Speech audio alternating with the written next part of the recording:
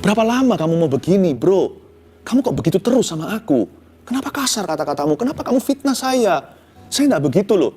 Apa yang telah saya perbuat kepada kamu sehingga kamu membenci aku demikian rupa? Dia jaga agar hatinya jangan terlalu panas supaya adem pikiran. Dia berkata, harusnya tidak begini loh. Apa alasanmu membenci aku? Aku ini dinding yang sudah miring, hendak roboh. Kamu kok tendang-tendang begitu? Dia nggak ngancam-ngancam. Dia tidak berkata, Tuhan hancurkan kamu, Tuhan balas kamu. Nggak ada begituan. Dan hari ini saya juga mau bicara tentang perasaan tenang dekat Allah. Ambil Alkitab, buka di Mazmur 62, dan siapkan catatan. Perasaan tenang dekat Allah, damai sejahtera yang sejati, bukan yang semu. Rahasianya di mana? Kita buka Mazmur 62, ayat ke-1, saya baca dulu. Untuk pemimpin biduan, menurut Yedutun, Mazmur Daud. Saya kasih background story dulu. Tentunya kita tahu Mazmur 62 ini adalah Mazmur Daud atau nyanyian yang digubah oleh Raja Daud. Nah, lagu ini menurut Yedutun.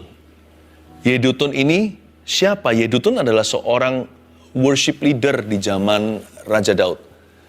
Jadi sangat mungkin bahwa Daud menulis liriknya, Yedutun menaruh melodinya.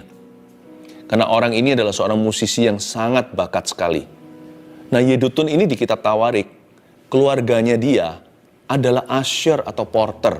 Mereka adalah penjaga gerbang di tempat orang-orang Yahudi, orang-orang Israel memuji dan menyembah. Kalau hari ini seperti gereja. Mereka mereka terlibat dalam pelayanan yang sangat ordinary. Itulah si Yedutun dan putra-putri dengan putra-putra dan anak-anaknya. Mereka adalah bukan hanya usher, bahkan porter. Porter itu apa sih? Kalau kita di airport, kita mau terbang, di luar sana kan ada banyak bapak-bapak siap untuk mengangkat koper Anda. Mereka adalah kuli bandara. Nah itulah. Jadi ternyata Yedutun ini, sekalipun dia itu sangat mulia sebagai worship leader, WL, di zaman yang tiada duanya untuk puji-pujian, yaitu di Pondok Daud yang ternama. Namun demikian, dia juga terlibat dalam perkara sederhana. Anak-anaknya pun tidak pilih-pilih ministry. Saya kasih sedikit prelude dulu. Kalau orang yang mau jadi pemimpin, dia harus melayani lebih dulu. Kalau kita bisa melayani dengan baik, kemungkinan besar kita bisa memimpin dengan baik. Dan seorang pemimpin, gak peduli semulia apa, setampil apa pelayanannya, janganlah kita malu untuk pelayanan biasa. Seperti Yedutun ini, bahkan kalau perlu jadi kuli di rumah Tuhan, untuk membantu angkat-angkat kursi. Karena kalau kita itu bisa rendah hati kita mudah tenang. Karena damai sejahtera itu reservasi hanya bagi orang-orang yang rendah hatinya. Saya seringkali menyebut bahwa humility is always the cousin of peace. Damai sejahtera atau perasaan tenang dekat Allah itu ternyata adalah sepupunya kerendahan hati. Jadi mulai dengan itu dulu. Kalau kita rendah hati di kaki Yesus, kita temukan damai sejati. Ayat yang kedua, hanya dekat Allah saja aku tenang, daripadanya lah keselamatanku. Hanya dialah gunung batuku dan keselamatanku. Kota bentengku, aku tidak akan goyah. Bagaimana caranya kita bisa merasa tenang ya? Tentunya harus dekat dengan Tuhan. Perasaan tenang dekat Allah, itulah satu-satunya damai sejahtera. Nah, kunci nomor 1 di sini adalah poin pertama. Memiliki Allah di dalam hati. Tulis, catat itu, memiliki Allah dalam hati. Bawa Tuhan kemana-mana. Nah, Daud bicara begini, hanya dekat Allah saja aku tenang. Dia tahu bahwa itulah lokasi damai sejahtera, dekat Tuhan. Karena itu orang yang jauh dari Roh Kudus tidak tenang hidupnya. Orang yang melarikan diri dari hadirat Allah dan memilih untuk hidup bertentangan dengan firman, tidak bisa damai hatinya. Hanya dekat Allah saja aku tenang, daripadanya lah keselamatanku. Hanya dialah gunung batuku. Perhatikan itu. Dan keselamatanku. Kota bentengku. Aku tidak akan goyah. Sungguh-sungguh Daud ini sangat merasa dirinya memiliki Tuhan. Ya siapa sih yang bukan milik Allah? Alam semesta ini kan ciptaannya. Semua orang baik dan jahat semuanya adalah milik Tuhan. Memang Tuhan akan hakimi di akhirat. Tetapi Tuhan yang punya, Dia yang empunya segala sesuatu. Bumi, langit, dan seluruh isinya. Tetapi tidak semua orang memiliki Allah dalam hati. Daud tahu secara teori. Kita juga tahu sih, siapa yang gak pernah dengarkan Injil? Tuhan adalah keselamatan, kalau dari ayat 2 dan 3. Tuhan adalah gunung batu. Lalu keselamatan diulang sekali lagi. Betapa pentingnya itu. Lalu kota benteng. Tapi Daud gak puas dengan semua atribut Allah itu, atau semua sifat. He wasn't content knowing that God is all that. Bahwa Tuhan itu semua yang disebut tadi, kota benteng, keselamatan, gunung batu. Tapi Daud bubuhkan tanda tangannya di situ.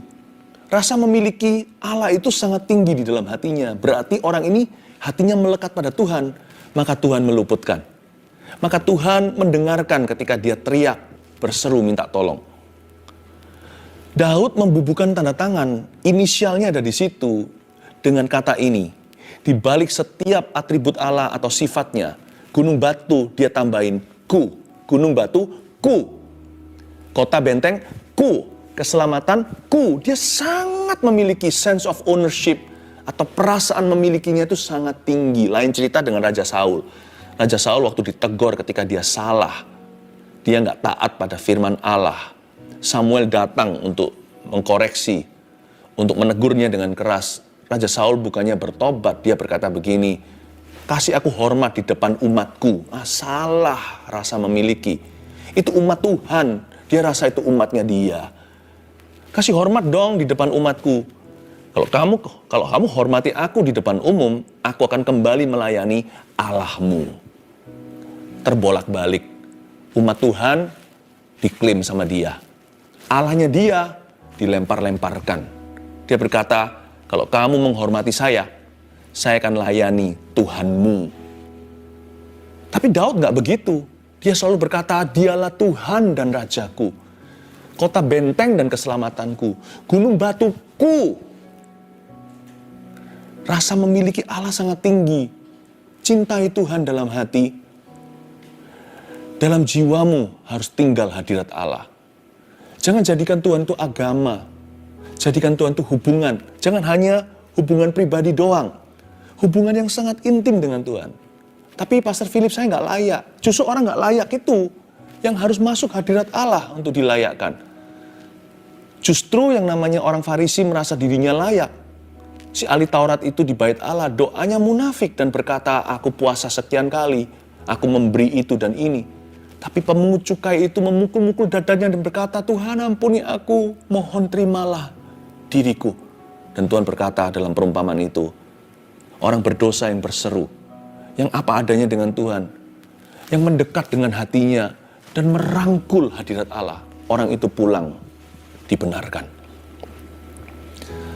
Demikian pula dengan Yudas Iskariot, kalau Anda perhatikan, dia nggak pernah sekalipun sebut Tuhan Yesus itu Tuhannya, seperti Petrus. Contohnya, Petrus itu banyak salah, tapi dia sungguh-sungguh di dalam hatinya memiliki Allah.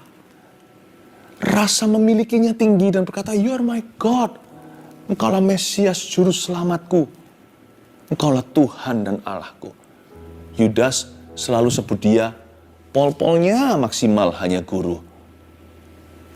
Jangan begitu. Kalau sama Tuhan Yesus itu rasa memiliki, dialah Tuhan dan juru selamatku. Kalau Anda tidak pernah menerima Tuhan secara pribadi, jadikan saat teduh bersama ini waktu yang paling mulia. Ikuti saya berdoa nantinya. Dan undanglah Yesus dalam hatimu. Percayalah, mulai hari ini, Yesus bukan lagi menjadi tokoh agama, tokoh Alkitab. Dia bukan menjadi salah satu ilah. Dia menjadi satu-satunya jalan dalam hidupmu. Tuhan dan Juru Selamat pribadimu. Allah yang kekal. Raja damai. Ayat yang keempat.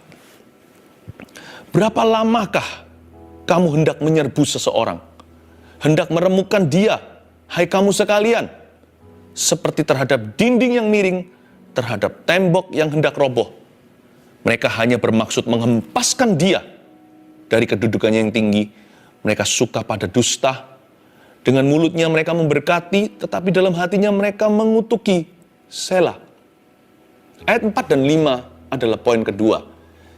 Perasaan tenang dekat Allah itu harus ada suatu tindakan dari kita secara iman disengaja. Nomor 2, catatlah, membatasi keluhan dalam jiwa. Kelihatannya penulisan Mazmur ini dengan dibubuhi melodi oleh Bapak Yedutun, lirik dari Daud ini keluar dari kesesakan jiwanya. Kayaknya Daud sedang dirudung masalah. Entah apa, tapi kedengarannya serius. Dan ayat 4 dan ayat 5 didedikasikan untuk keluhan. Untungnya Daud itu tidak membiarkan keluhan merajalela. Dia nggak bersungut-sungut akhirnya. Dia kasih saham keluhan dalam jiwanya hanya 2/13. Ini kan total 13 ayat. Mazmur pasal 62. Hanya 2 ayat saja untuk keluhan. 2/13 itu kira-kira kalau nggak salah sekitar 15% saja. Jangan izinkan keluhan itu menguasai 90% pikiran. Sekalipun masalahmu besar, Tuhan mengerti. Persoalanmu nyata. Daud juga, bahkan seringkali Daud diancam nyawa. Tetapi Daud hanya memberikan 2/13. Batasilah keluhan dalam jiwa. Kasih selah. Setelah mengeluh, selah dulu. Mengeluh itu perlu. Karena kita harus curhat sama Tuhan. Kalau enggak nanti jangan-jangan kita menyangkali keadaan. Jadi perlu jujur sih. Tuhan cinta dan sayang dengan orang yang batinnya jujur apa adanya. Tapi apa adanya bukan berarti kita kalah. Apa adanya bukan berarti kita terbawa arus. Apa adanya itu seringkali ala kadarnya. Kita curhat secukupnya, setelah itu berimanlah. Setelah itu akuilah firman. Setelah itu pujilah Tuhan. Ya. Saya belajar banyak bagaimana cara mengeluh. 4 dan 5 ini seni mengeluh. Jadi bukan berarti mengeluh itu dosa. Tetapi mengeluh itu ada caranya. Caranya begini, ayat 4 ini adalah keluhan Daud terhadap musuhnya. Atau dia mengeluh kepada musuh-musuhnya. Boleh nggak kita mengeluh sama orang? Lah kalau contohnya kita di restoran nggak keluar nih makanan. 1 jam nggak keluar. Gimana? Kita juga bisa mengeluh, tetapi jaga kata-kata. Mengeluh boleh, nggak perlu berdosa. Ini caranya Daud mengeluh kepada musuh-musuhnya. Namun dia tidak berdosa dengan mulutnya. Ayat 4 sekali lagi. Berapa lamakah kamu hendak menyerbu seseorang? Seseorang di situ adalah dirinya sendiri. Dia menaruh dirinya sebagai pihak ketiga dalam Mazmur ini. Anda boleh mengeluh, tapi hati jangan terlalu terbawa-bawa. Keluhan Anda meskipun untuk dirimu, jadikan dirimu yang mengeluh itu pihak ketiga. Seseorang. Berapa lamakah kamu, pihak kedua itu, hendak menyerbu seseorang? Hendak meremukkan dia, hai kamu sekalian. Kalian tuh mau saya hancurkan? Hai kamu sekalian seperti terhadap dinding yang miring. Aku ini gak kuat-kuat banget. Kekuatanku juga ada batasnya. Seperti terhadap dinding yang miring, terhadap tembok yang hendak roboh. Seperti Daud itu bukan memohon, tetapi seperti dia itu berkata, tolong berbelas kasihanlah. Tolong pahami situasi. Tapi hatinya dia jaga. Dia tidak dengan mulutnya berdosa keluar sumpah serapa. Apalagi mengutuki mereka. Biar Tuhan yang mengutuki siapa. Biar Tuhan yang memberkati siapa. Tuhan meninggikan, Tuhan merendahkan. Tuhanlah hakimnya. Tugas kita hanyalah memberitahukan di mana keluh kesah kita, di mana hak kita, dan bagaimana orang lain menyalahi hak itu. Lalu serahkan penghakimannya ke Tuhan. Sementara hati ini tolong dijaga dengan segala waspada. Melekatlah pada Allah, miliki Allah di dalam jiwa. Berapa lama kamu mau begini, bro? Kamu kok begitu terus sama aku? Kenapa kasar kata-katamu? Kenapa kamu fitnah saya? Saya tidak begitu loh. Apa yang telah saya perbuat kepada kamu? Sehingga kamu membenci aku demikian rupa. David was reasoning. Dia sedang reasoning itu apa ya? Dia sedang menceritakan, dia sedang menjelaskan yang masuk akal. Dia sedang bukan berdebat, tetapi dia sedang bertukar pikiran. Dia jaga agar hatinya jangan terlalu panas supaya adem pikiran. Dia berkata, harusnya tidak begini loh. Apa alasanmu membenci aku? Aku ini dinding yang sudah miring, hendak roboh. Kamu kok tendang-tendang begitu? Dia nggak ngancam-ngancam. Dia tidak berkata, Tuhan hancurkan kamu, Tuhan balas kamu. Nggak ada begituan.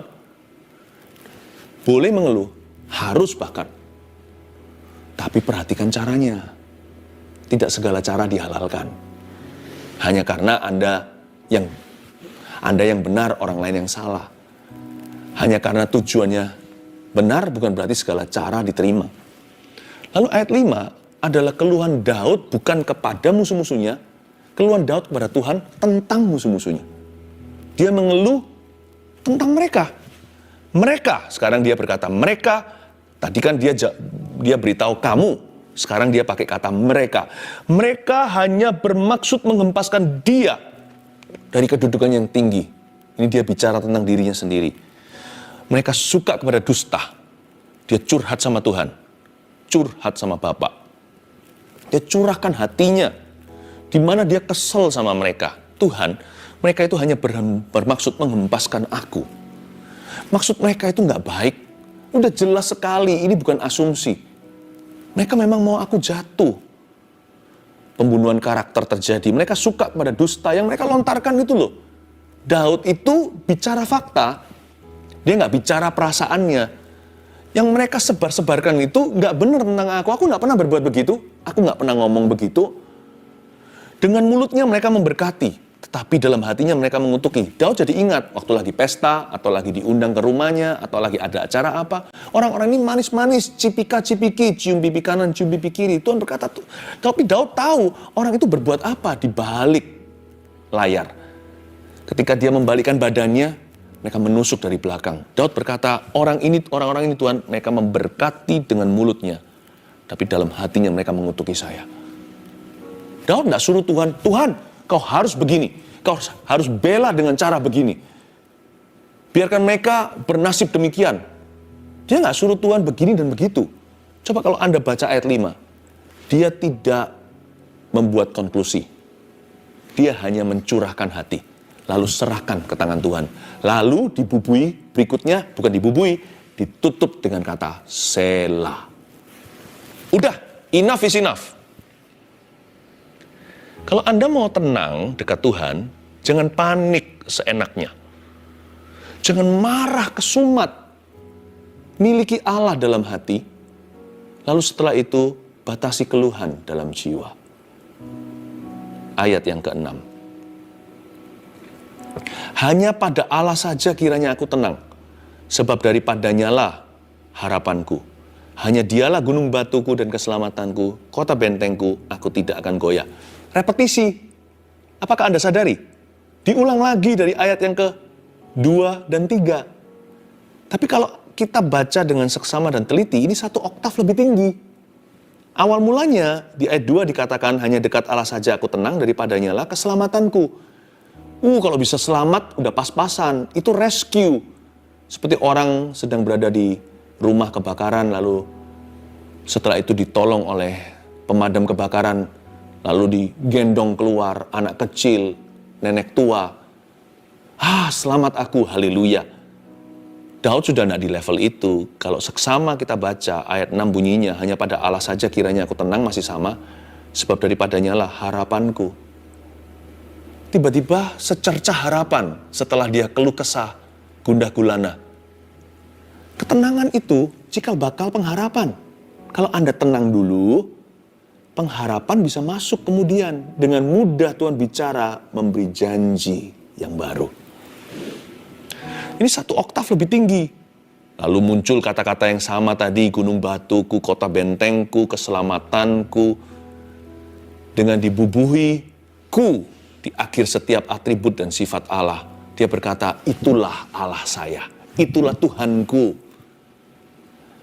Daud itu percaya pada Tuhannya. Dan kepercayaannya bukan teori doang. Dengan segenap hati. Daud GR dulu. Nggak apa-apa sih. Mending GR daripada ragu. Ayat 8. Pada Allah ada keselamatanku dan kemuliaanku. Gunung batu kekuatanku, tempat perlindunganku ialah Allah. Ayat 8 sekali lagi. Pada Allah. With Him. Tuhan itu begitu. Lalu dia lay claims to his Lord and God. Dia berani mengklaim apa yang jadi hak warisnya sebagai anak Tuhan, umat Tuhan, dan orang pilihan Tuhan. Boleh nggak kita mengklaim sesuatu dari Tuhan? Boleh. Sangat-sangat boleh. Asal itu tertulis dalam firman dan memang itu sifat Tuhan. Klaimlah. Karena kita berhak untuk percaya. Boleh kita percaya. Percayalah. Tapi janganlah kita menuntut. Kita berhak percaya, bukan berhak menuntut. Tapi percaya, nggak ada batasnya. Percayalah sekeras-kerasnya.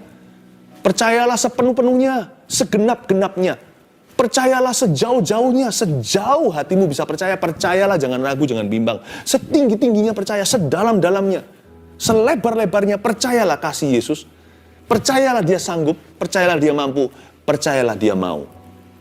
Gak apa-apa. Tapi kalau ada jiwa menuntut, nah disitulah seringkali orang kecewa dan kepahitan. Kok bisa sih kepahitan sama Tuhan? Emangnya kita siapa? Ayat 9.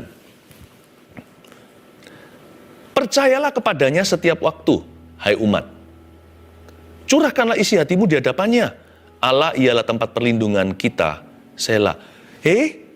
Berubah lagi nih. Sekarang Daud berada di posisi pemberi. Dia mengajari dan dia bicara ke umat Tuhan. Hei umat Tuhan, hai jemaat, percayalah kepadanya setiap waktu. Berubah dari yang awal pertama, dia memiliki Allah, dia mengakui Tuhan, lalu dia mengeluhkan kepada Tuhan tentang musuhnya, lalu mengeluh langsung kepada orang-orang yang dia bisa. Orang-orang yang bisa dia tegur. Tapi sekarang tiba-tiba dia jadi pengajar. Gimana sih ini? Gini loh, di ayat 9 ini Daud sudah mengalami kemenangan dalam jiwanya. Dia sudah tenang dekat Allah. Karena hatinya dekat. Ya, karena hatinya dekat dengan Tuhan dan sudah fokus hatinya nggak ke situ.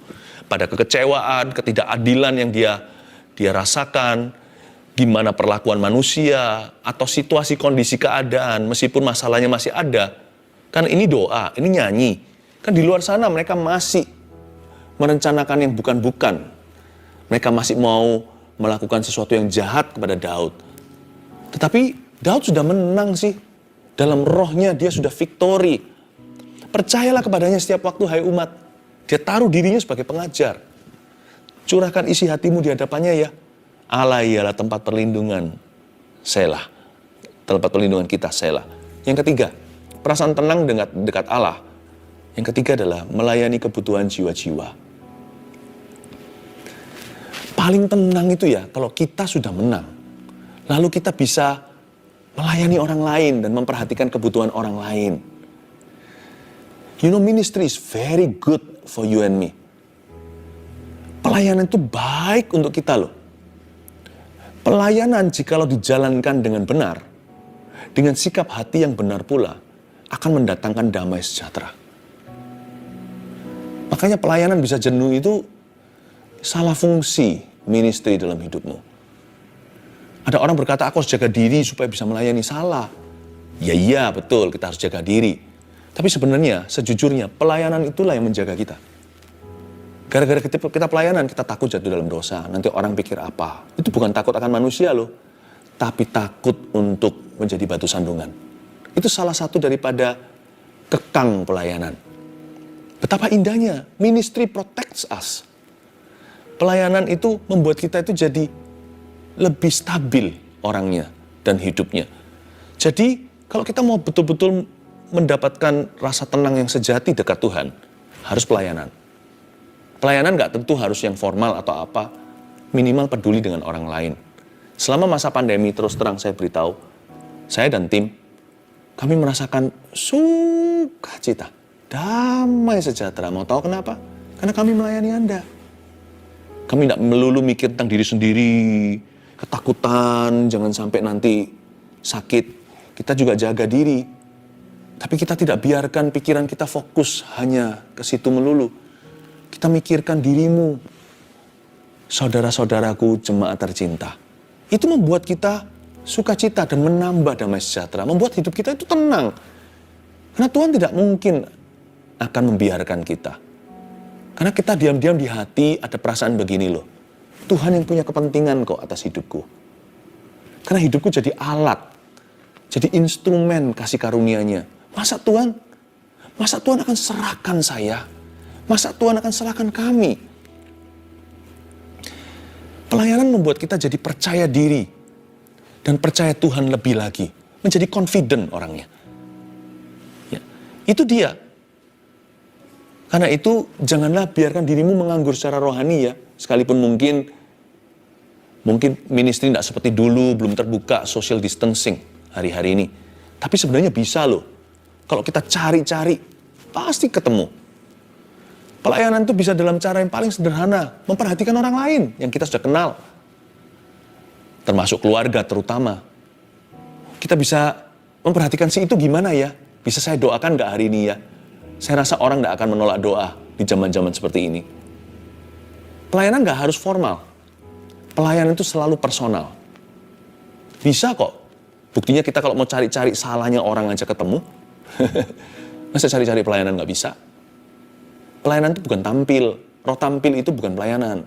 Meskipun pelayanan juga ada sebagian yang harus menampilkan orang. Tetapi pelayanan itu adalah beban. Beban ilahi. Supaya hidup kita itu menjadi berkat buat orang lain. Supaya orang lain ditolong karena kita. Pelayanan adalah roh pembantu. Kita ingin membantu. Saudara-saudara kita ingin membantu tetangga kita. Setelah menang ya, ayat 10 Anda perhatikan, indah sekali. Hanya angin saja orang-orang yang hina. Suatu dusta saja orang-orang yang mulia pada neraca mereka naik ke atas. Mereka sekalian lebih ringan daripada angin. Apa sih? Lihatlah, hanya angin saja. Mereka sekalian lebih ringan daripada angin. Beda ya nafasnya sama ayat 1, 2, ayat 2 dan 3 dan sebelumnya. Apalagi ayat 4 dan 5. Berat rasanya dia itu lagi ngalami tekanan dalam batinnya. Ayat 10, ringan. Kayak angin aja. Terserah apa kata mereka. Kalau hati kita sudah nggak di sana, apalagi kalau fokus hati kita sudah melayani, peduli amat apa kata dunia. Cara pandang mereka. Kita sudah tidak di situ, kita sudah menang. Karena sekarang kita punya attention, perhatian adalah pada kebutuhan orang lain. Aduh, segala sesuatu jadi ringan. Kalau kita hidup bagi diri sendiri, persoalan kita terasa paling berat sedunia. Kayaknya berat sekali hingga depresi mau bunuh diri. Tapi ketika kita melayani, pertama-tama melekat di hati dulu. Hati kita dekat Allah, bawa Tuhan kemana-mana. Kita batasi keluhan, kita isi dengan hal-hal yang lebih berguna. Lalu kita pelayanan. Rasanya persoalanku tetap sama tuh kiloannya. Tapi aku lebih kuat mengangkatnya. Tidak terasa seberat dulu. Malah justru kok terasa ringan ya? Kok terasa selesai ya? Angin saja. Karena kita nggak berharap sama manusia. Siapa aja yang dianggap angin di sini? Lihat, hanya angin saja orang-orang yang hina, orang yang hina. Suatu dusta saja orang-orang yang mulia. Dusta orang-orang mulia. Gini, orang hina. Kita nggak berharap pada manusia yang hina. Kita nggak berharap lagi. Manusia hina di sini mungkin orang yang tidak bisa menolong kita. Mereka yang mau, tapi nggak mampu. Jadi banyak orang itu, aku ingin tolong kamu, tapi aku nggak bisa. Kita nggak gampang kecewa kalau hati kita melekat pada Allah. Itulah orang hina. Termasuk mereka yang berkata, aku ingin lo bantu kamu untuk bisa selesaikan hutang, tapi aku sendiri juga miskin harta. Orang hina itu artinya mereka yang mau, tetapi mereka tidak mampu. Mengecewakan bukan? Di dunia ini banyak kekecewaan. Lebih banyak yang mengecewakan daripada daripada orang-orang yang sungguh-sungguh bisa menolong kita. Tapi suatu dusta saja orang-orang mulia. Di dunia juga banyak orang yang mampu menolongmu tapi nggak mau. Pemberi harapan palsu. Janji-janji, nanti eksekusinya mengecewakan. Tadi janjinya mau kasih orderannya ke saya. Kok enggak? Jangan berharap sama manusia, berharaplah pada Tuhan. Kamu janji menolong aku, tetapi ketika pertolonganku butuhkan, kamu tidak ada di rumah, di mana-mana dicari juga nggak temu. Di mana-mana aku cari kamu, kamu nggak ada. Justru di waktu aku paling membutuhkan, kamu tidak ada di sana. Suatu dusta saja orang-orang yang mulia, yaitu orang yang mampu sebenarnya, tapi nggak mau menolongmu. Paling maksimal hanya memberi janji palsu. Jangan kepahitan sama orang begitu. Ringan saja, enteng di hati. Asal 1, 2, 3 ini, perasaan tenang dekat Allah. 1 apa? Memiliki Allah dalam hati. Sudah punya Yesus enggak di dalam hatimu? 2, membatasi keluhan dalam jiwa. Miliki disiplin yang tinggi untuk berkata enough is enough, 2/13 saja. 3, melayani kebutuhan jiwa-jiwa di sekelilingmu. Tenanglah saudaraku, Tuhan lebih dekat dari yang Anda kira. Mari kita masuk ke hadirat Allah sekali lagi.